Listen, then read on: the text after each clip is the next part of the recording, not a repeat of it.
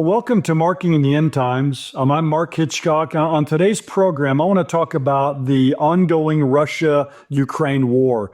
Early next week, this war will mark 1,000 days. I mean, think about that, 1,000 days that this brutal war has been grinding on. And the conflict is intensifying right now dramatically. Russia is currently mounting a major counteroffensive to try to claw back some of the territory in Russia that was taken by Ukraine in August. Back in August, Ukraine made a daring cross-border raid. Think about this. This was the first time the foreign troops had invaded Russian soil since World War II. Ukraine went into the Kursk region and took some of the area in Russia, and they've been holding it since that period of time. The first ground invasion into Russia since World War II. Now, Russia currently is mounting a massive counteroffensive. And in this, we'll talk about this on today's program, they're employing over 10,000 North Korean troops. It's a major development. So I want to talk about why Russia is acting now and how that's significant for what's coming in the future. Now, before we get to today's program, I want to mention what we're going to go to here a bit in the subscriber-only section. Today, we're going to answer some questions. We haven't done that in a while, so some really good questions. Let me just mention these questions so you can have these in your mind. Debbie asked the question, you answered in a question about the 10 Commandments that we should obey them out of love for God and pleasing Him. What about keeping the Sabbath holy? If we attend church on Sundays, are we obeying it? So a very good question about keeping the Sabbath. Jeremy asks, could Trump coming to power bring about peace and security for Israel? And fast forward Ezekiel 38. Greg asks, I enjoyed your discussion about the 10 Commandments. What about tithing? I know it's part of the old law and we're no longer under that law, but is it relevant today? So a couple really good questions about the Old Covenant and the 10 Commandments. And then finally, Sarah asks, referencing 1 Thessalonians 4:15-17, when this happens, that's the passage about the rapture, will only the believers hear the loud command with the voice of the archangel and the trumpet call of God, or will non-believers hear this as well and quickly realize they were not called home? So some great questions to answer here a little bit. I'm in that subscriber-only section. We'll go there here in just a few moments. Well, as I said earlier, that the war in Ukraine is ramping up significantly. It's been reported this last week that there are now, for Russia, over 700,000 casualties. Now, not all those are dead, many dead and wounded, but over 700,000 casualties. Newsweek reported this week that the Russian losses are record losses for the second consecutive day. That's a very, very grim statistic. Russia and Ukraine just this week traded the biggest drone attacks of the conflict. So the drone attacks are ramping up dramatically. Both sides are kind of pulling out all the stops. And the biggest development, though, that's happening over there is the Russian push to retake this Kursk region of Russia that the Ukrainians were able to take back in August. CNN has a headline this week that large group of Russian and North Korean forces are prepared to retake Russia's Kursk region. So Russia is pushing back right now, and they're pushing back hard. This article says Russia has amassed a large force of tens of thousands, including recently arrived North Korean troops, to carry out an assault on the Ukrainian positions in Russia's Kursk region, expected in the coming days. Ukrainian President Vladimir Zelensky said Thursday about 11,000 North Korean soldiers are in the region, where Ukraine's 3-month military incursion into Russian territory has stalled. The New York Times reported Sunday that some 50,000 Russian and North Korean troops are set to take part in this assault.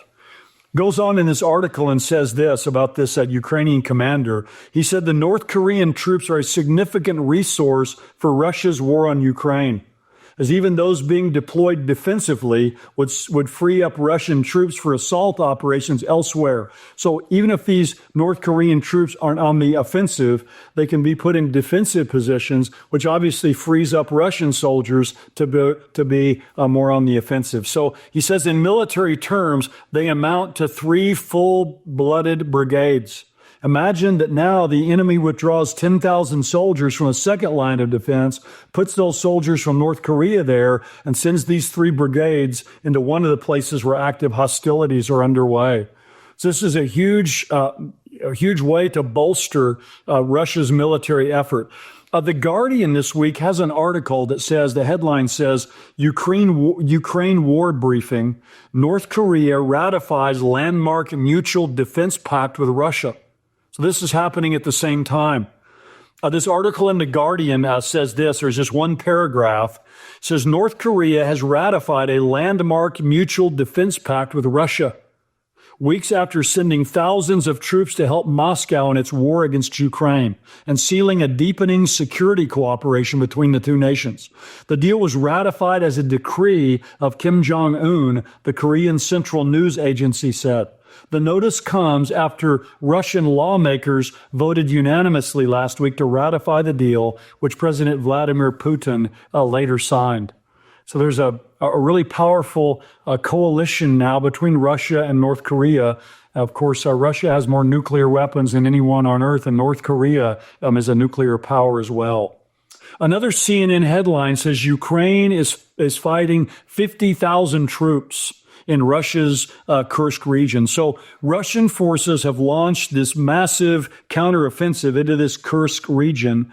And it says in this article, they stormed with a battalion-sized force. So this is a massive counteroffensive. Now, as I read about all this and thought about all this, one of the questions that came to my mind is, why is all this ramping up and escalating right now? Why is this happening at this time? I think one of the reasons certainly is there's an uncertainty over what President Trump will do when he's inaugurated. So I think a lot of this is in preparation for the Trump presidency, which of course will begin in January. You know, it's interesting. At the same time I was reading all these articles, I also read an article that said that European countries are spending more on defense. So they're unsure about what the posture of the United States might be in the future. So they're also escalating their defense spending as well. But this extraordinary escalation, I think, is taking place because I think right now each side in the Russia-Ukraine war is seeking an advantage. They're seeking leverage. Because when President Trump comes to power, he said that he's going to bring some kind of a ceasefire or peaceful negotiations to bear. And so each side wants all the leverage that they can when those negotiations take place. And everybody knows when you're negotiating, you want to be negotiating from a position of strength. You want to have all the leverage you can have. So each party wants to have all the territory they can have, then they can use those pieces then as bargaining chips in any kind of negotiations that take place in the future. So there's a scramble for both sides, I think, right now to take as much land as possible. One article I read this week called it a race against time, as they're kind of looking forward to this possible, they call it the Trump ceasefire. Now, interestingly, in the Jerusalem Post, there's an article this week that the former Russian president, Medvedev, says that Europe right now is trying to escalate the conflict after Trump's win. That Europe is trying to escalate this conflict to push it into an irreversible phase. Because there's fear with Europe that President Trump may stop supporting Ukraine to the degree that the United States has up till now. And so if they can escalate this war to kind of an irreversible phase, that will blunt any attempt by President Trump to kind of de-escalate what's happening there. Now, whether that's true or not, I don't know, but that's what this former president there says. So the point here is everyone is kind of posturing right now, trying to get this war in a place where they want it to be, kind of looking ahead to this idea that there might be some kind of a ceasefire.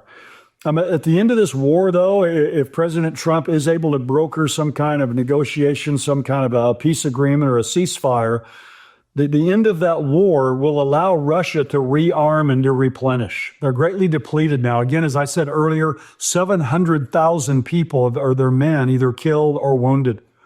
And if there is some kind of a ceasefire and negotiated peace, and Russia's able to kind of de-escalate and rearm and replenish, that could kind of be the calm before the storm. You know, President Trump in one of his speeches said that he wants to usher into America and really to the world a golden age. I thought that was kind of an interesting term because ultimately the golden age is going to be brought in by Jesus when he comes back in his millennium. But a golden age of peace seems to be something that's out there in the future for this world before the coming of Christ.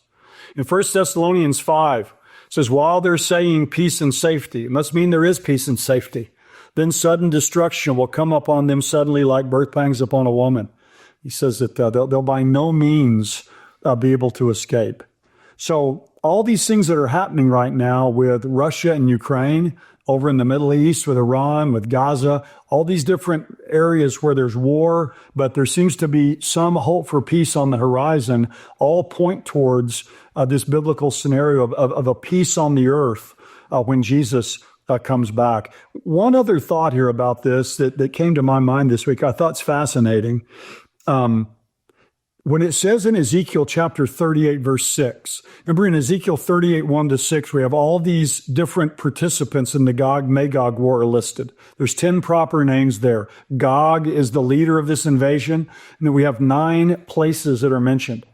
And right at the very end, it mentions Gomer and Beth Togarmah, which are in modern-day Turkey. But then at the very end, it says, and many peoples with you. And I mentioned a few weeks ago something I'd never thought about, that all of these proxies of Iran could kind of be part of these many peoples that will be with these nations when they invade, because it's Russia, it's Iran, it's Turkey, it's Libya, Sudan, but then these other nations, it could be these proxies of Iran. So we've talked about that. But another thing that I thought of this week is, what about North Korea?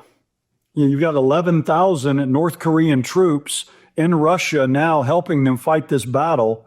That's a very compelling development. I've never thought about this before, of how inclusive and expansive that many peoples with you could be. And so we see today developments taking place that I think are things we didn't envision in the past.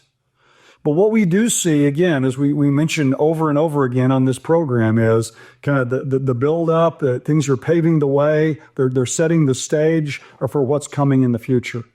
And as this Ukraine-Russia war escalates now, it may be escalating ahead of this anticipated peace that's coming there, which again can play into all these various things that the Bible predicts for the end times. We're going to go now to the subscriber-only section. Answer those really good questions that were sent in. And if you're not a subscriber, you'd like to be, you can go to endtimes.com and sign up there at endtimes.com. It's just $7 a month. It's very inexpensive for what value I think it will bring to your life spiritually, and just the hope I think it will give you in these times in which we live. So we'll go to the subscriber-only section now and answer these questions. Our first question today is from Jeremy, and Jeremy asks, could Trump coming to power bring about the peace and security for Israel? And fast forward Ezekiel chapter 38. Well, we talked about this already a little bit during the program today, but kind of just reinforce this here. Jeremy's right that one of the preconditions for the Ezekiel 38 war, the Gog-Magog war, is Israel has to be at rest and living securely. It's mentioned in Ezekiel 38, verse 8. It's mentioned as well in Ezekiel 38, verse 11. So that's a precondition. And it does seem that President Trump coming to power has really given a lot of momentum to some different peace movements. He's already pushing Prime Minister Netanyahu to wrap up the wars in Gaza and Lebanon before his inauguration in January. Hamas is now supposedly to just kind of suddenly become open to more talks. And of course, I think a lot of this is related to President Trump's election. There's also the normalization of relations between Saudi Arabia and Israel. We talked about this a couple weeks ago, but this could breathe new life into that. And the sticking point right now between Saudi Arabia and Israel having normalization of relations is the war in Gaza. That's the real issue there right now. And if that is removed, if that's taken out of the way at some point in time by a permanent ceasefire there, an ending of those hostilities, that's something that could definitely be on the table. Iran is now reaching out to Israel, to the United States for some kind of negotiations over their nuclear program. That's an astounding new development. Iran's proxies right now are greatly diminished. Iran's ballistic missiles have been shown to be totally ineffective. So Iran right now is basically very vulnerable, very open to attack by Israel. And so they're also very fearful there of regime change. So they're reaching out as well. All of this together and many other factors could point toward an unparalleled time of peace for Israel in its modern existence. Now, time will tell, but that would meet a major precondition for the Gog-Magog war. And that certainly could be something that's out there on the horizon with President Trump coming to power. The second question's from Debbie. She says, you answered in a question about the 10 Commandments, and this would have been a question I think that Jimmy Evans talked about, that we should still obey them out of love for God and pleasing Him. But what about keeping the Sabbath holy? If we attend church on Sundays, are we obeying it? This is a very important point in our understanding of how we gather as churches and how we obey God's law, because the fourth commandment says that we're to keep the Sabbath holy. And there's a question that's really gone on through church history, is that still applicable today? And if so, how do we keep it? Must we keep the fourth commandment? And here's the short answer, yes, but. That's the short answer. Let me give a little bit longer answer. There's three main views on keeping the fourth commandment today. There's one day that's one view that's the seventh day Sabbatarianism view. And this is the view that Christians should observe Saturday as the Sabbath. Saturday was the Sabbath day, the seventh day of the week back in Israel. And groups like Seventh-day Adventists continue the Saturday Sabbath, denying that any change has been made. There's several serious problems, I think, with that view that the Sabbath was the sign and seal of the Mosaic covenant. We find that in Exodus chapter 31.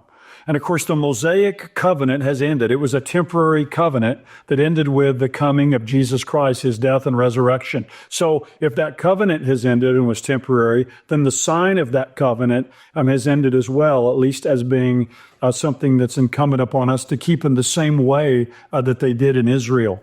Also, there's no mention in the New Testament of a seventh-day practice for the church. In fact, you'll read over and over again the church worshiped on Sunday, on Resurrection Day. Acts chapter 20, verse 7. They came together on the first day of the week, that's Sunday. In 1 Corinthians 16, verse 2, and it talks about giving, it says when you come together on the first day of the week, you're to set aside some of your money to give. Revelation 1:10, John says he was in the Spirit on the Lord's day. It's the Lord's Day became known as Sunday, or Sunday became the Lord's Day. So it's clear in Paul's writings that the Sabbath is not binding on New Testament believers. We see that as well. In Romans 14, verses 5 and 6, where Paul is talking there about disputed matters and issues that churches can disagree about, one of the things he mentions there is the Sabbath. So that there's latitude here, and it's not an obligation we could lay on every believer. Also in Colossians 2:16 and 17, the Sabbath and observance of the Sabbath is called a shadow. And it's the same word used for the Sabbath that's used there in that same context for Old Testament sacrifices. They were a shadow. Christ is the substance. That the Sabbath was a shadow. So the Sabbath is put alongside other Old Testament rituals and feasts of the ceremonial law. So the shadow disappears when the real things come. So there's no escaping, to me, the idea we're no longer bound by the Jewish Sabbath. Now, a second view is called the Sunday transference view. And that's the idea that the fourth commandment is now transferred to the first day of the week, to Sunday. So we're to observe Sunday now as a kind of a new Sabbath. The problem with that view is the New Testament doesn't give any indication that Sunday has anything to do with the fourth commandment. There's no attempt to make Sunday the new Sabbath. So Sunday is the Lord's day, and it's a day to attend to our soul, but it's not the Sabbath. So Saturday's not the Sabbath, and Sunday is not the Sabbath. So do we still keep the Sabbath? And again, the short answer is yes, but. So here's where I come down on this, of just kind of what I call a Sabbath principle. There's an abiding principle that we're still to rest one day out of the seven. But the way we keep it and the day we keep it has changed. In other words, the New Testament doesn't pigeonhole believers into resting on a certain day of the week. So finding a suitable day is important, but it doesn't have to be Saturday or Sunday. In other words, we need a day that's free of unnecessary work. We have to inject a regular break into our lives, a Sabbath. a day to step back from life's ordinary routines to recharge and refocus and rediscover God's goodness and grace. Our world today, we all know this, is speeding up. Our fast-paced culture can stretch us and strain us. We can quickly get very out of balance in our lives. Technology and transportation allow us to keep in touch with more people, and we do more because we can do more. And so we're trying to do it, though, with less rest. We don't take time often to unwind or to decompress. We get strung out and stressed out. Even our children are overscheduled and overworked, and there's not much margin left in many people's lives. So that's lamentable because we don't keep faith, it seems often, with this idea of Sabbath. And we have to today work harder and harder at resting, finding time to rest. We have to be intentional about breaking the frantic rhythm of life to recharge ourselves and free ourselves from the tyranny of ourselves and of work. So we have to learn how to make wise withdrawals in our lives. We need a physical, spiritual pit stop to renew and refresh. We need to rest so that we can re-engage. In other words, our rest one day a week isn't the end, but it's a means to an end. Remember, Jesus often withdrew. 20 times in the Gospels, he withdrew to be alone.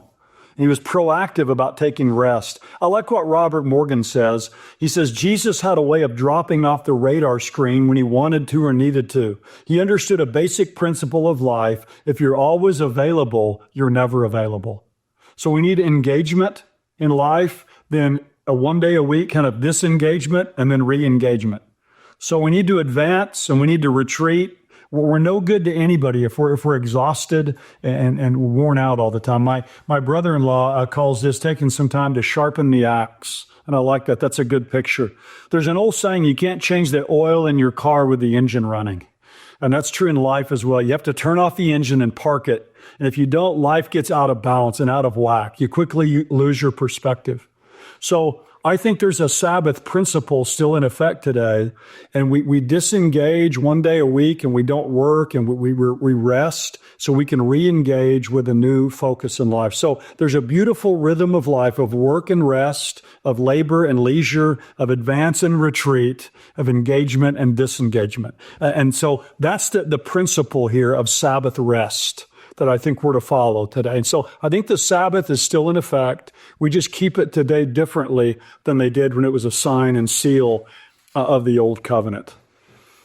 Another question about the Ten Commandments from Greg. He says, I enjoyed your discussion about the Ten Commandments. What about tithing? I know it's part of the old law and we're no longer under that law, but is it relevant today? Well, Greg, you're right. Tithing was part of the system in the Old Testament for giving. It was actually even before the Mosaic Law. You remember Abraham gave a tithe to Melchizedek.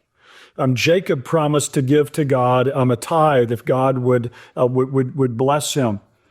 What they did in Israel is they gave 10%. All the other tribes, the 11 tribes, gave 10% of their income every year to the tribe of Levi, the Levites.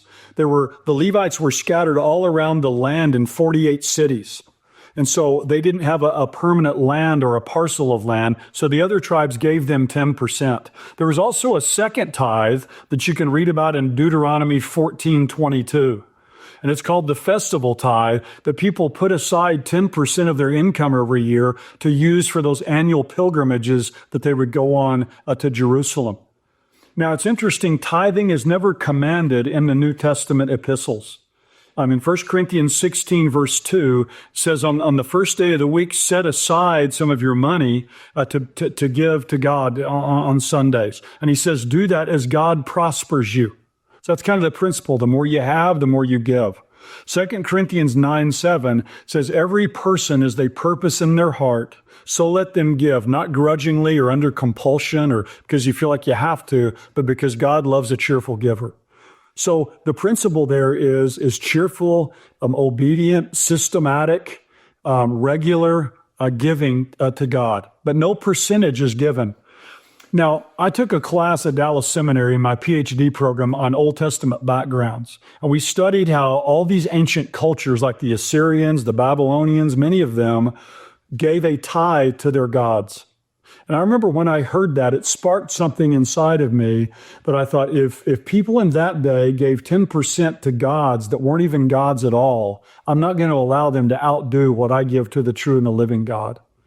And so while I don't believe, certainly we're not under the Mosaic law, we're not under that tithing system, we should give at least as much under grace as people gave under law.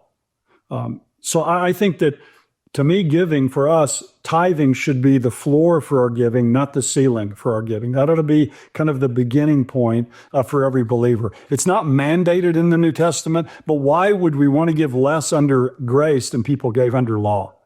And why would we want to give less than people gave to gods that weren't any God at all back in the Old Testament time? So that's an important principle, I think, for all of us to consider, that we're generous in the giving that we do. One final question. This is from Sarah. Sarah says, referencing 1 Thessalonians 4:15-17, when this happens, that's the passage, the key text in the New Testament on the rapture, will only the believers hear the loud command with the voice of the archangel and the trumpet call of God? Or will non-believers hear this as well and then quickly realize they were not called home?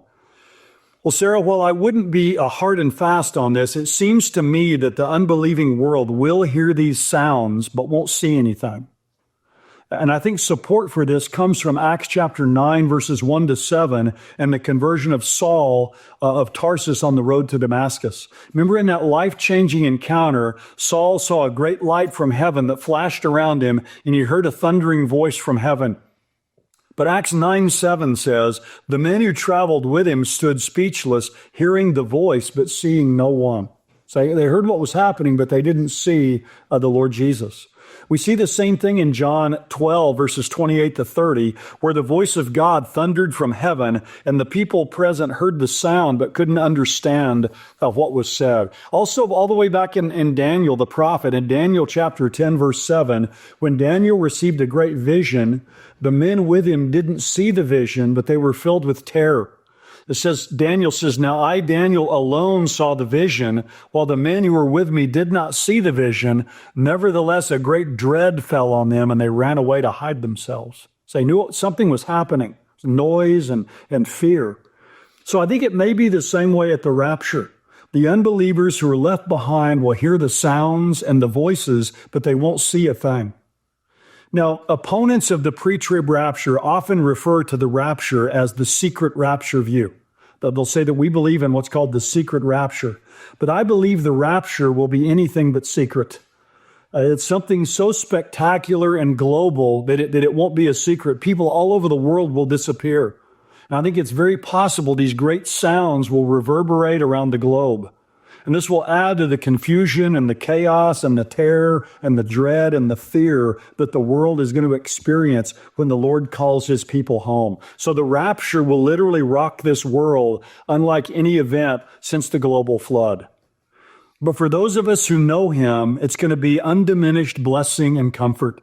Apostle Paul, when he got to the end of 1 Thessalonians chapter 4, told the believers, comfort one another with these words. Those who know him, it's going to be blessing. It's going to be comfort. So make sure you're ready. Make sure you're ready when he comes. You don't want to be left behind. Well, as always, thank you again so much for sending in these great questions. Thank you for being subscribers. We appreciate you all so much. God bless you. We'll look forward to seeing you next time.